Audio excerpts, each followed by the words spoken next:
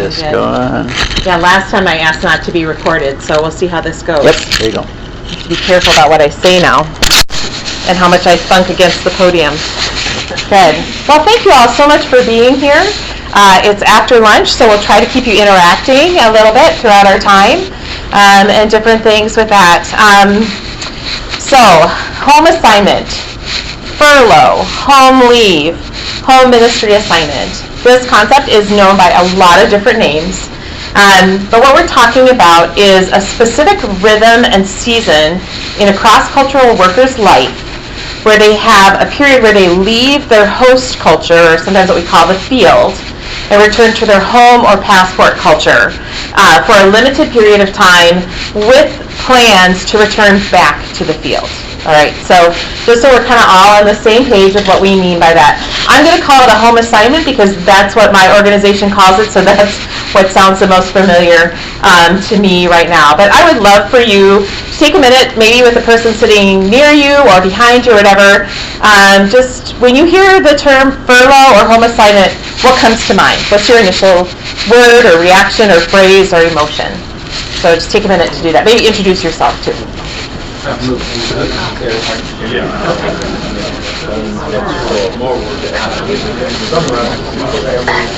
like still struggling on my career. So what comes to mind when you hear the word home assignment? Actually, like your description comes to mind of just like being home for like in your. I like to have a passport country. I haven't heard that. Passport, your country of origin for a period of time when visitors tend to go back. Yeah. I don't know. I mean, I'm like pretty new to the whole like concept of home assignment. So I think for me, like what comes to mind right now is probably just rest. But, okay. Great. I have more schedule. Yeah. I don't know. So what brings you guys here today? Let's go back. I'll let you answer because last time I answered that, I got way too confused. Well, a couple of things. One, she's involved with the short-term mission team at our church, and so we're just curious to like be here and hear more about what missionaries do, basically. But two, and more importantly, so far my wife we recently bought a house, and we have like the whole basement is like it's more space than we need, right? And so we were thinking about like ways we could use the space to bless others, and we thought that it would be really cool if we could do like missionary care with it and like have a place where missionaries could come and like rest and if they need a place to stay, they could utilize it. And so part of why we're here is just like learning like what people need when they're back, basically. Awesome. We both have international experience from either like a leisure travel or like study perspective, but neither of us are missionary kids or like like never have done missionary work. Our best friends do. Right. So it's the kind of thing where we've both always been in close proximity with like international work and culture shock and what reverse culture shock means. And we've like always felt like we're both in technology, so it's been clear for both of us. We just got married a year and a half ago, but in our independent lives that we would be closely involved, but not the goers. So, but we just don't know what it looks like. So this was like a wonderful. We're super excited about this specific. So we came to your first one too, but this specific one because we're hoping that we can learn a lot more about what the experience is, what rest means, because we've heard warmth and comfort and like the space. Because we're thinking specifically about how we remodel the basement to make it that. So I need to go back to this, but at another time we lived for 3 years in a basement during a home assignment. So if you ever want to get coffee and talk about like what would be great and what isn't, that would be I would be glad. Definitely. So you get my card after. Okay. All right. If you want to just finish up your thought and turn on back. Anyone have a real strong reaction or something they want to share with the larger group on what you think or feel or what comes to mind when you hear the term home assignment or furlough? One of the things that I was just sharing with Kathy is there's a lot of turnover at our church, and so even if people come home every year, they don't recognize or feel particularly at home. Whereas in Kathy's church, I mean, that's still a challenge, but how to do that so that home assignment feels welcoming and free assimilating. That's a great point, and we're actually going to touch base a little bit about that and one of the changing realities. So he mentioned that they have a church with a lot of turnover. So does it feel like coming home when there's so many differences, and yet Kathy is part of a church where there's a lot of, I'm guessing, consistency. So when you come back, it doesn't feel like there's been so much that's shifted with that. Great. Any other ones that you'd like to share with the larger group? Travel, Okay. trying to be at many places at the same time, Okay. busy. Travel. Yeah. You wish you could clone yourself and that one part of yourself could always sleep in, right? Because often people are tired. Great. Good. Wonderful. Well, as was mentioned, my name is Terry Miller, and I am part of the Europe leadership team with Reach Global. And if you want to know how somebody who lives in Minnesota is part of the Europe leadership team, that's a longer conversation. We can have it over coffee or whatever, but that's been a new role for me in the last couple years. I have spent about 13 years of my life, my adult life, some as a child too, living cross-culturally, 2 in China and 11 in Russia. With that. And in my 20 plus years as a full-time career missionary, I have had home assignments that ranged anywhere from 2 months to 3 years. Right, we had a 3-year home assignment after our first 4-year term. It was a study leave, so I do need to put that as an aside. But that was about what we needed to recover from our first 4-year term, was that 3 years with that. And now, because I currently live in the U.S., I am here, my husband is a professor at Northwestern, so I don't get a home assignment, which is a whole other dynamic of what does it look like when you're U.S.-based, and yet still needing to raise support and report back to churches and do work. And that's a whole other conversation that is important for us to be having. But I would like to know a little bit about some of the rest of you. So if you're willing to raise a hand or be acknowledged, how many of you have been on a home assignment? Okay. How many of you have received people in some sort of official capacity on a home assignment? You're part of a mission team or different things. Okay. How many of you thought this is right next to the dining room, this is where I'll go after lunch? All right. Anybody else? Anybody have a different role or something just to help us know kind of who's here? Okay, very good. All right. Well, like most things in the world, the needs and opportunities related to home assignment are changing. It's amazing, even in the 20 years that I have been part of career missions, how home assignment looks and feels different with all of it. And we're going to primarily focus on what it looks like today with that, as opposed to 5 or 10 or 20 years ago. Just kind of thought, okay, here's the here and now. What does it mean for us right now? And I can't predict what the future is going to look like, but I would imagine that, again, we're going to have a plethora of options moving forward.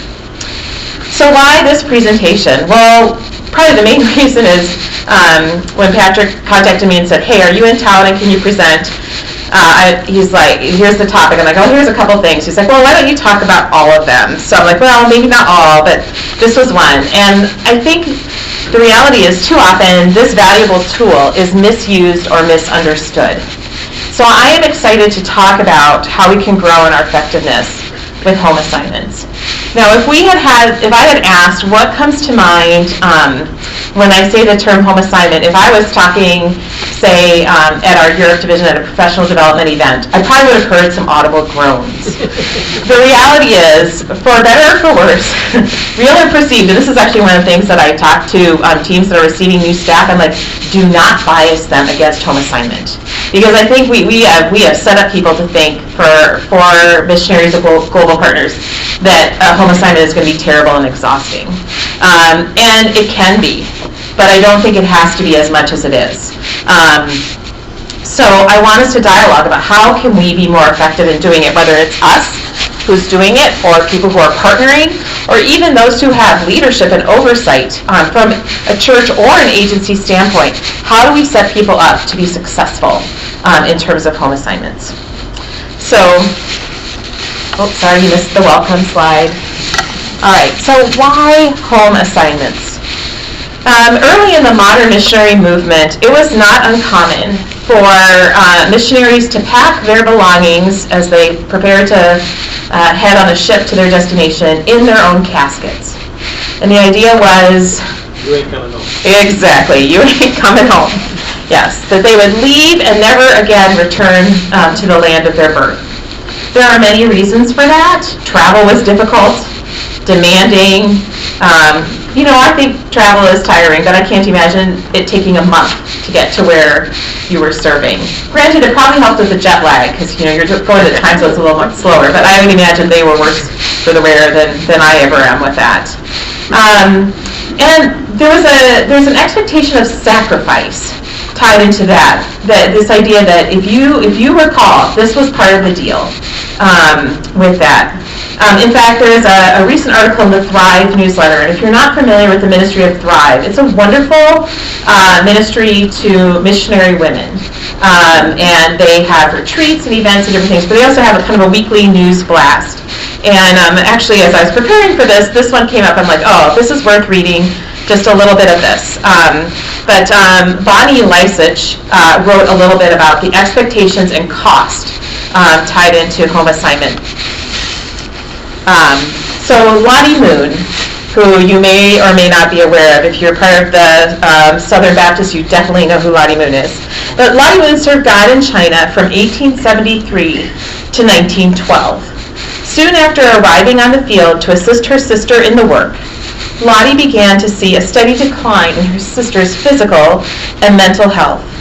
This deterioration finally led to depression and a loss of touch with reality. What at that day it was diagnosed as brain trouble or heart paralysis. Lottie took her sister back to the United States and attempted to nurse her back to health. When they returned back to the U.S., however, she was greatly criticized.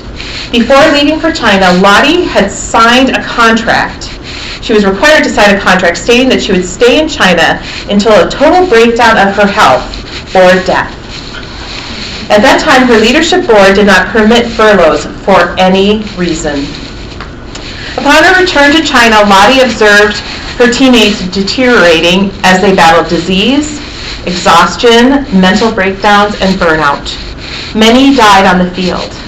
At one time in her career, Lottie noted that only 1 out of 14 new workers survived the stresses of life in China. She felt that most of these tragedies were preventable. Lottie wrote many articles and letters to her leaders explaining the need for breaks and furloughs that provided rest and refreshment to workers. Finally, after 14 years, approval was given to Lottie for a 1-year furlough in 1887. Thanks in part to Lottie Moon, home assignments, breaks, and furloughs are now acceptable and encouraged by mission leadership. Still, too many of our workers today are returning home suffering from extreme stress or burnout. So that's a little history of how we came to kind of our modern rhythm and cycle with that. And obviously there are many, many things that happened in the interim. But I'd like to talk a little bit about what home assignments are. And absolutely, home assignments are about rest and restoration, what was highlighted in that article. But I would also say that home assignments are a time to reconnect with family and friends. There are things that you see and do and know from being face-to-face that you can't do virtually with that. A second reason for a home assignment is an opportunity to report back to the church in North America how God is at work in the world. That's one of the reasons why we have this scriptural mandate to go, so that we can come back and bear witness. And that's why we want people coming from every culture to every culture to have that opportunity and that privilege, to be encouraged. I don't know about you, but I am so encouraged to hear how God is at work and what He is doing. A third reason for a home assignment is a time to recruit more workers and to raise needed prayer and financial support.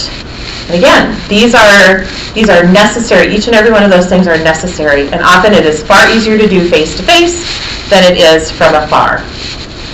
A fourth reason is it's a chance to take care of business as well as to grow and develop professionally. Again, in my 20 plus years, things have radically changed. It used to be that we had to have a friend. When we left for the fields, we had a friend who we trusted with money that was our signer on our bank account. Now I can go online and do all of these things. But there are still things that you need to be able to be back in your country of origin. Some people have visas tied to it. When we lived in Russia, when we were finally able to get a work permit, we had to come back to our country of origin, our passport country, to get our work permits, our visas with that. So there are just business things that may need to be taken care of. And also opportunities to grow and develop professionally. And sometimes those opportunities are available here, and sometimes we just have to get away from the day-to-day involvement to be able to step away and focus to do that kind of thing. A component of this, taking care of business, may involve a transition for a family member. Maybe there's a child who's ready to launch and go off to school. Maybe there's a ministry transition that needs to happen. And sometimes the best way for that to happen is for there to be a break, for somebody to come back and then start in a new responsibility or maybe a new location. A lot of kind of the business side of things with that. Another reason, as I mentioned earlier, is a time to rest and refresh. And that's physical, it's emotional, it's spiritual. And although a home assignment is not a vacation, which is a very common misperception, that, people are like, wow, you get a 1-year vacation every 4 years? How awesome. I have not talked to too many missionaries who would say, oh yeah, I just had a vacation, aka a home assignment with that. But vacation should be a part of it. It should be part of that rhythm. There should be rest. There should be time to disconnect from the work of even the work that happens with re-engaging in your home culture. Home assignments are a check-in and an opportunity to observe what has changed on the home front.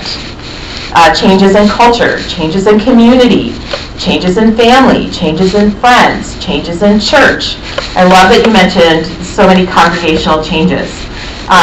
We found that more often than not, we were coming back to a different mission pastor at most of the churches that had them almost every time we came back. So there's a whole process of courtship and that question of, will they like us? What do you say? What are their triggers?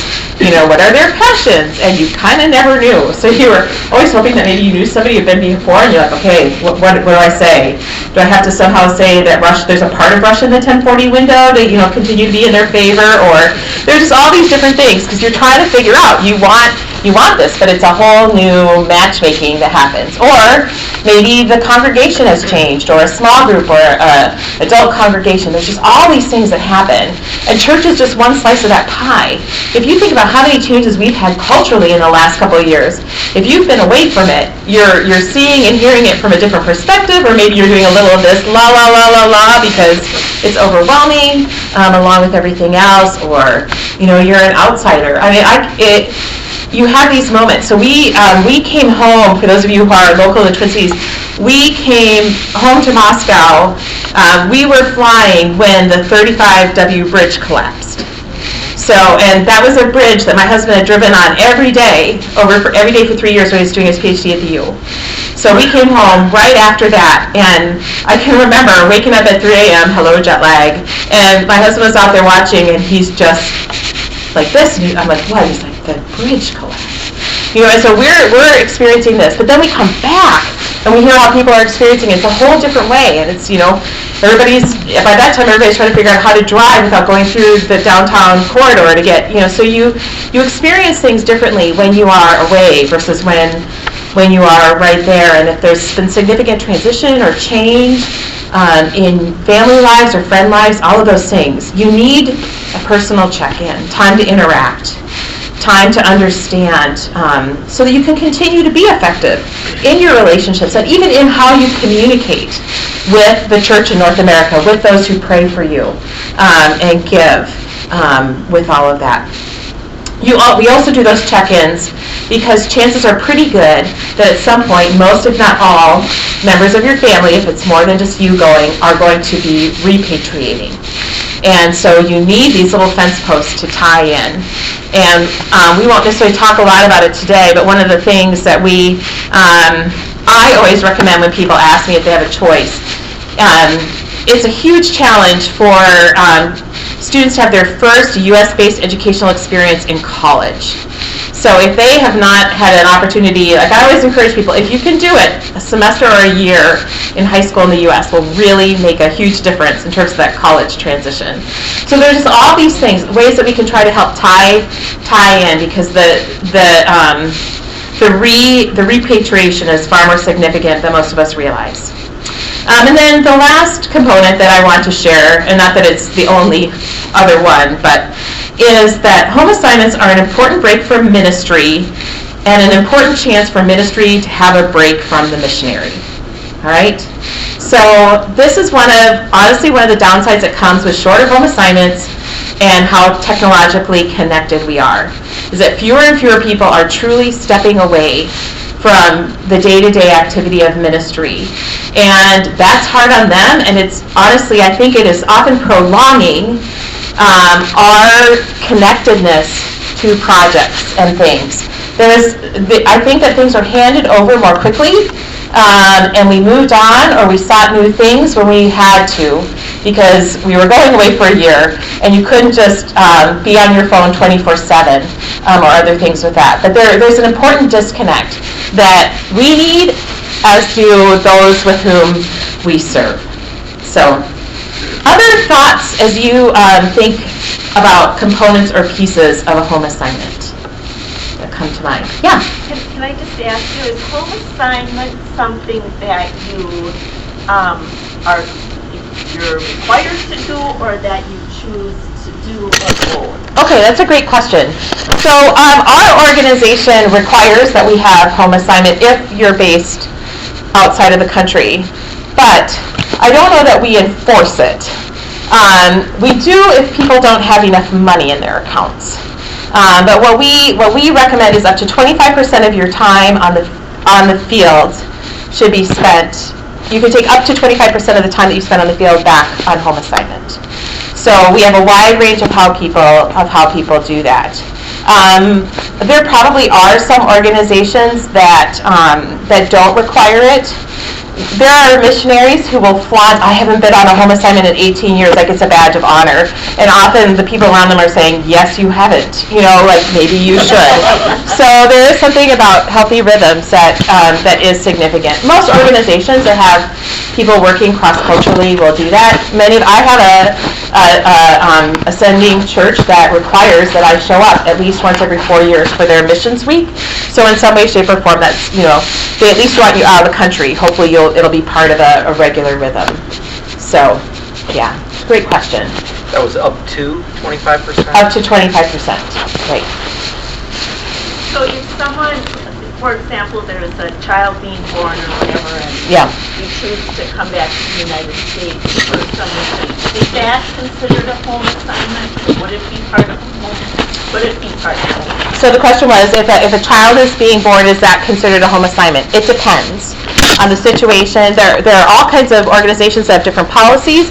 It may vary from place to place. They may say, well, if you're in Europe and you have access to a hospital, if you want to go somewhere else, it may be on your dime, and it may be personal time off. They may have policies on maternity leave or different pieces with that. So sometimes you time it so that works. Every organization is going to probably have their own philosophy or different things with that. So yeah. I have a question. Yeah. Why is it met with a groan, or like when it's discussed? Great. So the question is, why do missionaries groan when they hear the term who's never done home assignment? Yeah, exactly. Primarily because it's a lot of work to get ready. It's a lot of often living outside of your normal rhythms, and most people return back from home assignment very tired. I'd say those are kind of probably, there's more pieces to it. For a lot of people, especially if you're coming back for a shorter home assignment, you may not have your own living space for a couple months. And it is now very difficult, primarily because of liability and insurance, to borrow a car from somebody. So you've got to somehow come up with a way to have transportation. Now there are organizations like Righteous Rides, God bless them, that have vehicles for some people. There's a huge need. My dad was a missions pastor for many years, and he said the top two needs for our missionaries coming back are housing and vehicles, and they're hard. It's hard to find options. So it's a lot of work, and we'll talk about maybe some of the other quieter reasons, or maybe the less obvious reasons. I used to always say in transitions, there's the reasons people hear for transition, and then there's the real reasons. So there's kind of the top layer of reasons why home assignments are challenging, and then there'll be some underlying ones too. But I saw a few head nods. Did you say that's accurate in terms of? Yeah. Okay. Yeah, living out of a suitcase all the time for 4 months, 5 months, 2 months. That's hard. Yeah. Arranging housing, trying to be in many places, be with your family, balance that with fundraising, with meeting people, constantly meeting people, constantly overeating. Just look forward to going home to the field. Yeah.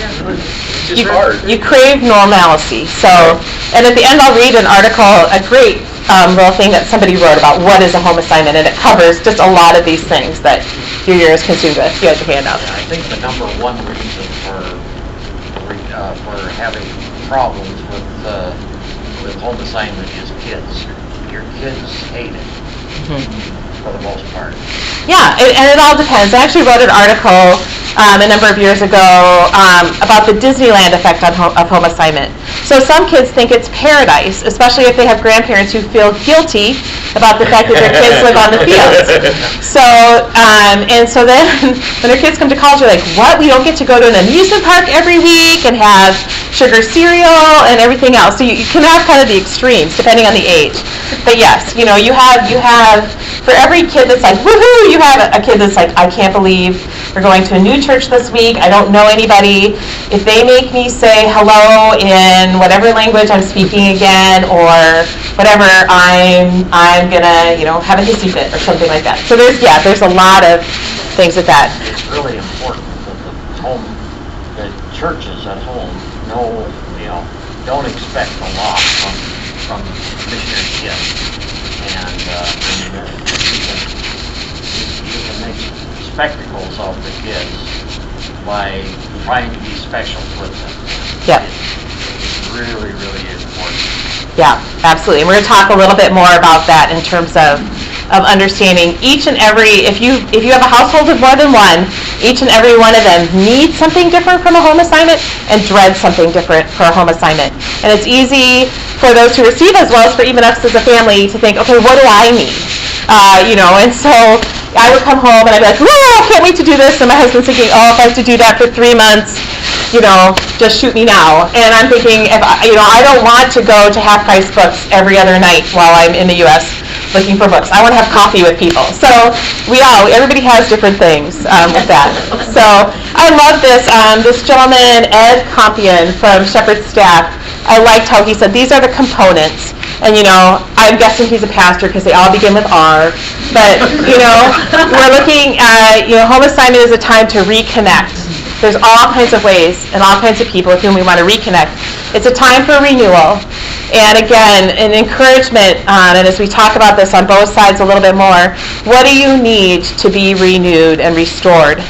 To retrain. And honestly, I feel like this is the piece that gets most forgotten, especially in the shorter cycles, is this idea that home assignment is about more than reporting back. It's about preparing for when you return to the field. What do you need to retool, to do something different with all of that? So I was actually very thankful. Like I said, we had 4 years on the field, and then we had a 3-year home assignment for my husband to do a PhD at the University of Minnesota. And that allowed him to move into a different trajectory, and even though he's not on the mission field, it's kind of amazing, actually, the doors that God has opened for him in terms of the Russian intellectual community. And he's back and forth, and he's got all these contacts and connections with a truly an unreached group of people. Because of this opportunity that he had to tool and train and become an expert in something. To raise prayer support, financial support, whatever else you need to raise. Teammates, different things with that. To remind. Vegas later that I say, we used to say with churches, it's out of sight and not out of mind, but out of support. So you want to remind people, we are here. We have not disappeared. We need you. We need your prayer. We need your partnership with that. And then to refocus and to step away. Yes? Our home church supported us really well. And we went to a country with organizations that didn't allow our names or pictures of our families to be on any websites or in any church bulletins and that stuff. And so they had this big missionary 4x8 map of the world, and all the names of the missionaries and the countries and organizations they lived with lines going to those places all over the map. And then down in the specific, in the lower left corner, there's this white rectangle that says, and other people that are serving. I took a picture of that. I took a picture of the whole map, and we had 4 minutes to talk in front of our church during a couple services. And I gave those to the PowerPoint person and had them put them up on the screen. And I said, that's us. You won't see our faces. We are members of this church, just to remind them, and a lot of new people, of who we were and that we are part of this body. Yeah. And so it could be you might be in a situation like that, and that might be a way that you use to connect with people and get in front of them. Yeah. Because you can't use the face on the web of all the missionaries. You can't be there. Yeah. And so he brought up a great point about the fact that we have many people. I would say we have an increasing number of people who are in situations where they can't necessarily be publicly identified or promoted in a broad way or tied to the term missionary. Many churches don't use that term anymore because for a variety of reasons and different things. So again, it's figuring out how do you bridge and how do you make those connections. And a great question for those of you who are part of supporting and sending, how do we honor what you need for safety and security and yet keep you at the forefront of our hearts, our minds, and our congregation. So thank you. That's great. Okay, with the time that we have left, I kind of want to talk about 2 different streams. So I didn't know if I was hoping we would have some of the Bethany interns here with us, because I do want to talk about, some of you are on the field but you also have the opportunity to interact and encourage people. So the first thing I want to talk about is, if you are the person having a home assignment, how do you make the most of it? And then I want to talk to us about those of us who have the role of supporting and encouraging and stewarding those on home assignment. How do we do that well with that? So 30 years ago, I would say a majority of the home assignments were a year in length after 4 years of being on the field.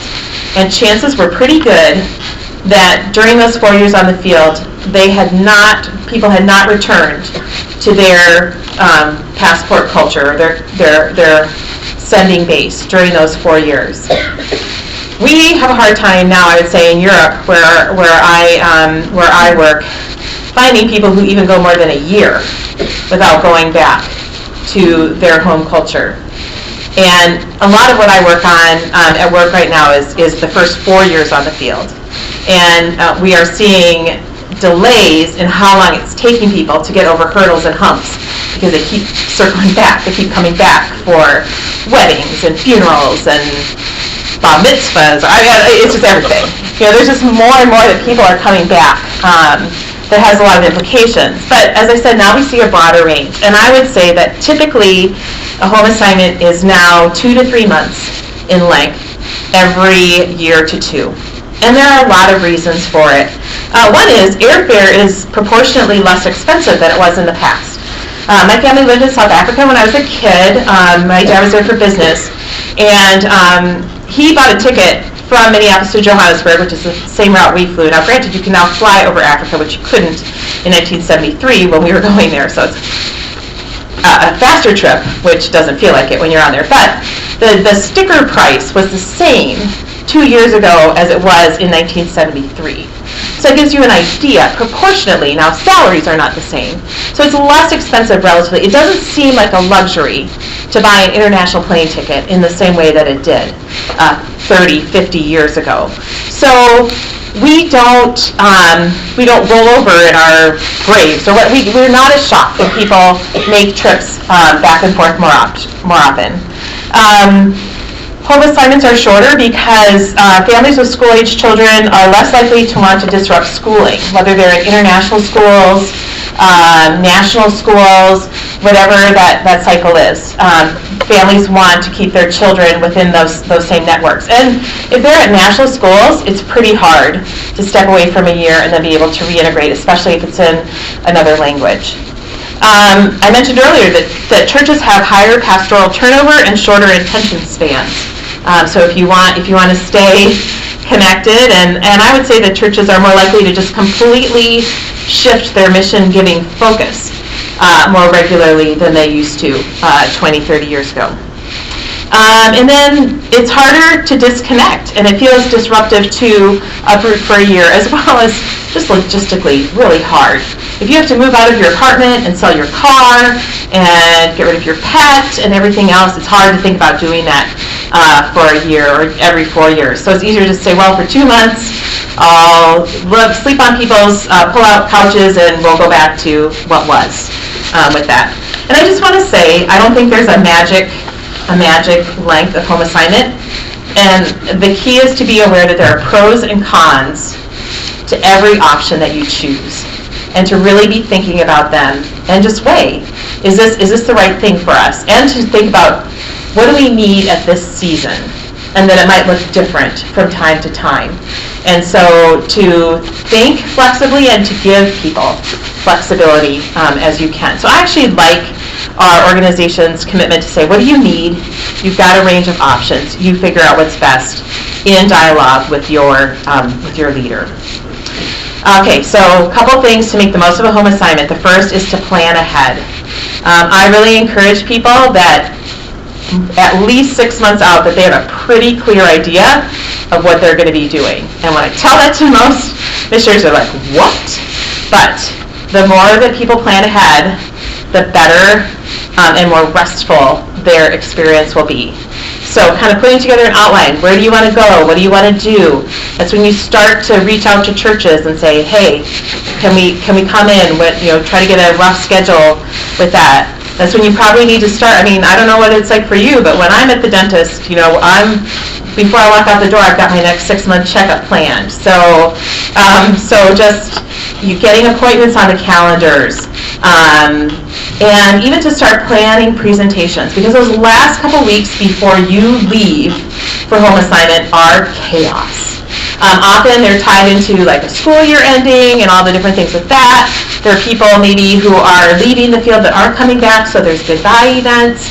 There's just the normal details of closing down shop and everything else. So the earlier you can plan, the better off you'll be with that. And so one of the things that's also really good to do ahead of time is to start planning what you're going to talk about. And to arrive back for your home assignment with a variety. We used to say, okay, before we went back, we had the 30-second presentation, the 60-second presentation, the 3-minute, the 5-minute, and oh my goodness, somebody gave us 20 minutes presentation. So you have some different things. We would gather, when I was in Moscow, a bunch of us would gather often in the spring before people were leaving, and we would swap ideas, especially about children's. Well, how do you present to children? And back in the day when you still had scrapbooks and things, maybe we helped one another scrapbook or put together things to put on their display tables or things like that. So the more you can plan ahead, the better you'll be. And one of the things that you need to plan ahead is also to disconnect. So to do everything you can to take a break from field responsibilities. And for those of you who support and send, to encourage people to do that. What could make this possible for you to do that? Again, knowing it's good for the missionary and it's good for the people, the national church and their colleagues. It's also good to build in time to rest and recover. And one of the key times to do that is often the first couple days right after you land or arrive. Because as I mentioned, people often arrive tired. Exhausted is often a better term with that. One of the most effective things, if you can do it, I've seen people kind of stop midway. Like if they are flying from, let's say, Sofia, Bulgaria, and their flight routes them through Amsterdam, they just find a cheap VRBO, and they stop there for 2 or 3 days, and they just kind of sleep. And they kind of check in and, what's going on and everything, and then they can come back to the excited group of people at the airport or whatever else and not be completely frazzled and fried. If that's not possible, even just a couple days to get away wherever you are. Sometimes I talked to somebody who's like, well, the blessing for us was that the vehicle we needed to pick up was 1,000 miles away from where our family was. So we just slowly worked our way back in the van. The kids watched way too many movies, but we just kind of chilled, And so I wouldn't call that restful and relaxing, but just something like that.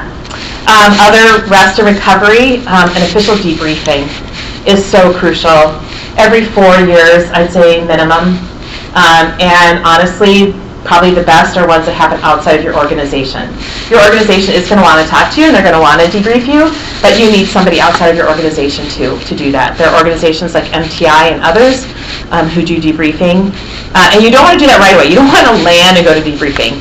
You need a couple weeks just to kind of experience the disconnect that comes with returning to your home culture and get a little bit of distance from the field. But yeah, a couple weeks to a couple months is ideal to look into that. To schedule vacation time, and then to think about what does each person need for renewal if you're a family of more than one, and to try to figure out how you can get that. And then the last thing is to prepare for your return with that. So I've talked about what that looks like, professional development. Maybe it's making some strategic purchases. And figuring out when and how to do that. So one of the things I did during my 3-year home assignment was I bought a 220-volt KitchenAid mixer, and I did research and I found one. And actually, I spoke at an event, and they took up an offering, and it was just enough money to get that. And boy, did that thing get a workout, because we had students over all the time. We were theological educators and different things with that. And when we left, I was able to pass it on to somebody who had a ministry to young professionals, and she got a workout with it. So just some of those things, kind of thinking about, okay, what are the tools that we need to do effective ministry? And then, of course, prayer and support, making sure that you have that. So for those of you who are in a role of caring for those or leading those or guiding those on home assignment, the first thing, again, is to prepare. You're going to be preparing different things. One of the ways you can prepare is to take time to read articles and books about missionary life and reentry. And there are a growing number of them, which is great. And at the bottom of your handout, there are a few resources that are helpful. I would say the number one thing, if you're not already aware of this, in terms of welcoming people on home assignment, is to understand that home is no longer home.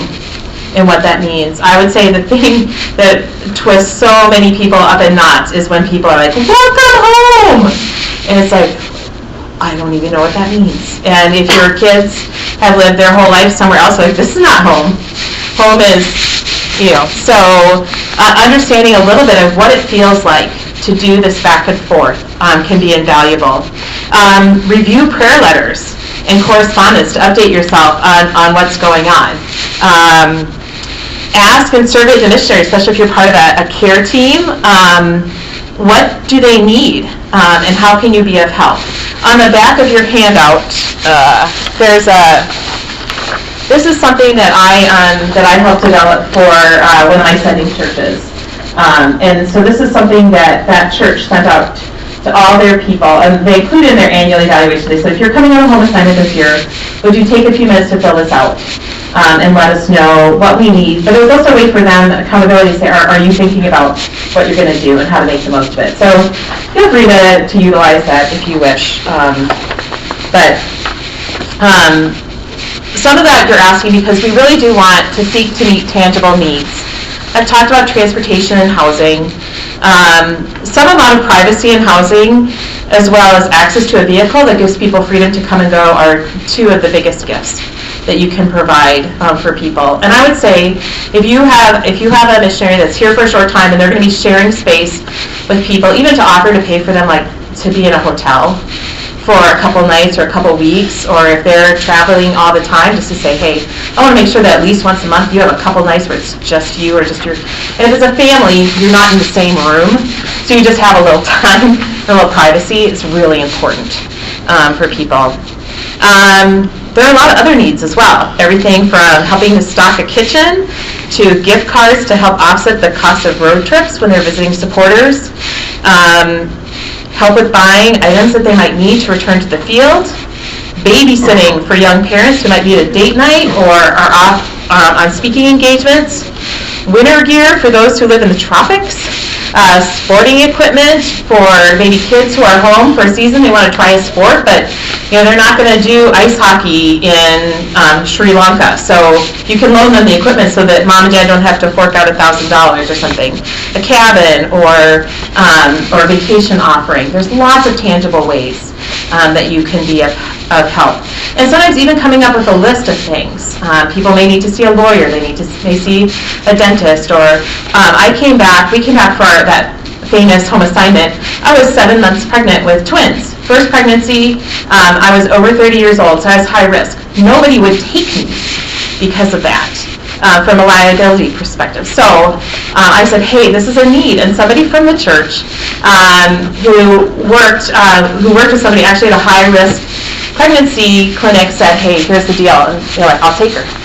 So I needed that help because I didn't want to have a baby in my basement. So anyway, there you go. There's just lots of ways that we can help. Offer and provide care. Debriefing to process experiences. Again, it's great to debrief with you, but they may need to debrief with somebody who's not a stakeholder, especially a financial stakeholder with them. Counseling to process pain. Times of rest, reflection, and renewal will reap great dividends.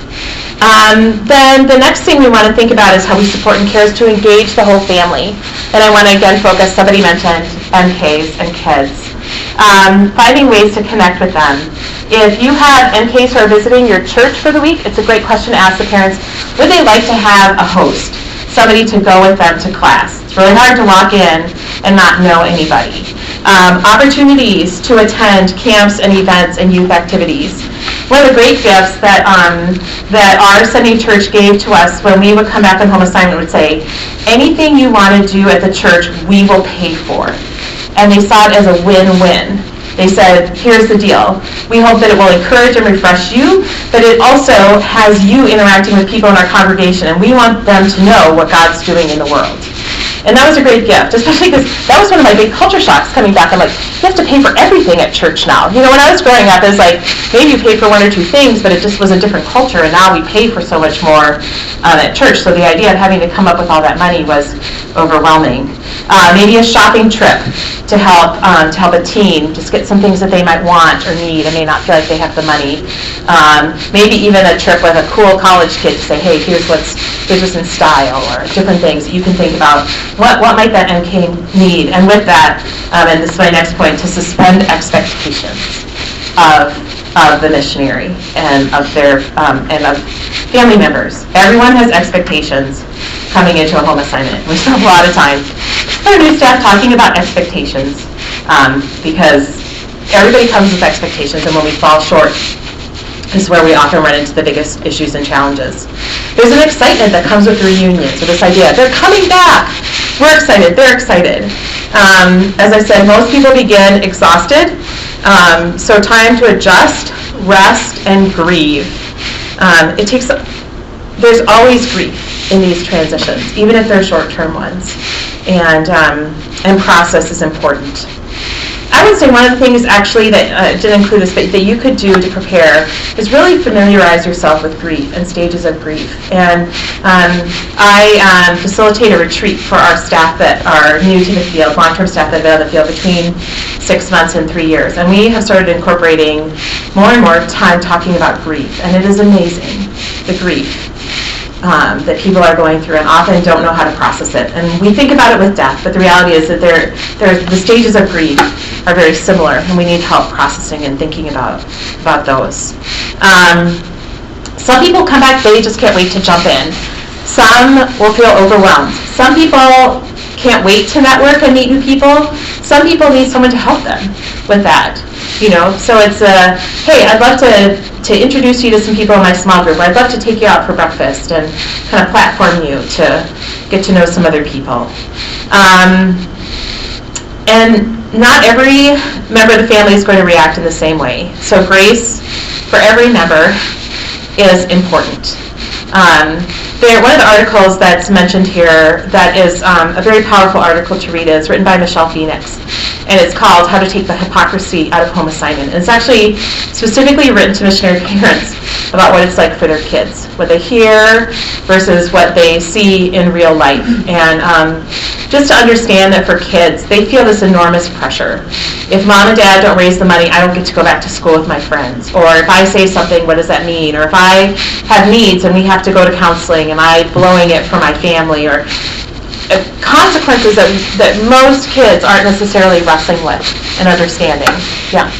Michelle Phoenix, you said how to take the hypocrisy out of home assignment. Yeah. It looks like all of them are listed under Amy Young at the bottom of the Okay. All right. Yeah, sorry. It's probably... Yeah, you can...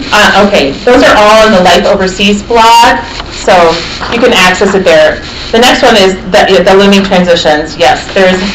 Sorry. Okay, so there's... On this handout, there are 3 lines of blog articles on a Life Overseas. So if you go to the Life Overseas site and you type in you can also just Google taking the hypocrisy out of home assignment. Michelle has her own whole website, which is amazing resources about MKs and TCKs. Sorry, so yes, thank you with that. And then finally, love and befriend. It's a huge gift for a missionary to know that you love them, that you want to know them, and you want to hear their stories. Taking time to ask open-ended questions and listen to those answers is a fantastic investment. And in the session that I did earlier today, and I talked a little bit about the letters never sent, I would say the number one feedback that we get from people when we ask them what's hard about home assignment, as hard as the driving and everything else is, they would say, people don't really want to know about my life. That they say, so how's Indonesia, or how's Japan, or how's Russia? And most missionaries are like, do they really want to know? Do they want the 5-second answer or the 30-second answer? And often the next question is, did you see that movie on Friday? So it's a commitment to really asking questions, to finding a time where you can sit and ask. The great debriefing triad is what, so what, now what. And so if you think kind of along those questions as you're asking somebody, and not necessarily that you're there to unpack, but to hear the stories. Tell me about your friend, and tell me what you're excited about. Tell me what you wish we would know about your life. A question I love to ask people is, tell me what I should have asked about and haven't. But you have to have time to listen, and you cannot one-up or share your own experience, because that is a great way to shut down good, open, honest conversation with that. So we are hitting close to the end of the time, so I do want to read this little blurb on what is a home assignment, but I am glad to stay after if people have questions, comments, or feedback with that. So when I was doing some research in anticipation of speaking, I came across this article and I thought it was pretty great. This is called What is a Home Assignment? It's written by Howard Culberson, who serves with the Nazarenes. Home assignment is being cooped up all summer with your wife and 2 kids in a cramped car. Home assignment is a speeding ticket for being careless in the 18th hour of a 26-hour non-stop trip from the California coast to a commitment in Colorado. Home assignment is having a service or 2 canceled and foolishly beginning to think no one wants you. Home assignment is having 7 requests for services on the same date and wondering how to keep all your friends happy. Home assignment is watching your video presentation 200 times and seeing something new on the 137th. Home assignment is having a friend get up early, sneak your car to the service station and fill your tank with gas without saying anything to you about it. Home assignment is giving the same story on 50 consecutive Sunday mornings and getting blessed every time. Home assignment is learning how large and big-hearted your spiritual family really is. Home assignment is answering the same questions night after night, but getting excited because somebody might really be interested in your work. Home assignment is having a pastor assure you that his amply windowed sanctuary will be dark enough for a video presentation at 6 p.m. when the sun actually doesn't set till 7:30 p.m. Home assignment is discovering that Glad trash bags make ideal darkeners for sanctuary windows. Home assignment is having something go wrong with the video projection equipment as well as the backup unit at that same service. Home assignment is having spent 30 minutes every night catching insects to feed the land turtle your 6-year-old caught on a church lawn. Home assignment is being with old friends, sharing your prayer burdens, even unloading some frustrations, hurts, and disappointments. Home assignment is finding out where your friends are on their spiritual pilgrimage, sharing their prayer burdens, letting them unload some of their frustrations, hurts, and disappointments. Home assignment is 250 beds in 1 year. Home assignment is spending a semester in graduate study and wondering how those young whippersnappers know so much. Home assignment is having people take you to a lot of nice restaurants. Home assignment is getting a delicious home-cooked meal after a couple days of nothing but truck stop cafes and McDonald's. Home assignment is meeting people who say they've been praying for you by name every day for years. What is home assignment? Home assignment is all of the above and more, and all of it's crammed into 12 months. So, may you be a great source of encouragement to those who are walking through and going on home assignments, and for those of you who are, may you find the courage and strength and opportunity to do them well. I'd like to close our time in prayer. I thank you, God, for this gift of home assignments, for the way that it does allow us to intersect and interact and interconnect. I think of the many ways that home assignments were such an encouragement to me. A needed break, a new perspective, a chance to see your generosity lived out through the body of Christ. And for those for whom home assignment is a difficult time, I pray that you would give them new hope and new ideas and people to come alongside of them in all of that. I ask that you would use this time for your glory. Amen. All right, thanks so much.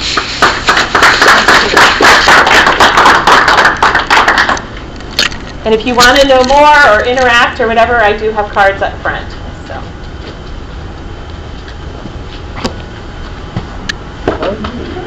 What's new? Take this off so I don't have to look at it for my kiddos. Yeah, what's new?